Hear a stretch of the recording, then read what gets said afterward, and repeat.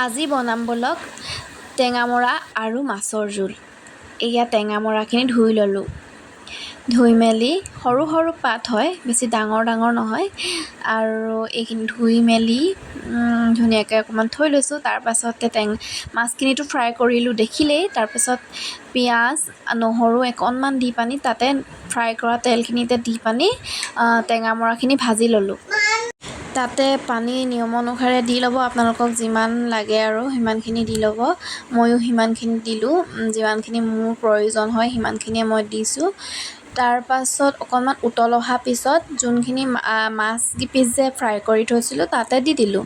যিহেতু আপোনালোকে জানেই চাগে, তেও মই অকণমান মানে ভিডিঅ' আকাৰত দেখাবলৈ আপোনালোকক ট্ৰাই কৰিলোঁ। আৰু এয়া অলৰেডি হৈ গ'ল, কিন্তু খাই বহুত ভাল লাগিলে। টেঙা জোল যিহেতু খাই ভালেই লাগে ন, মাছৰ টেঙা আৰু কিহে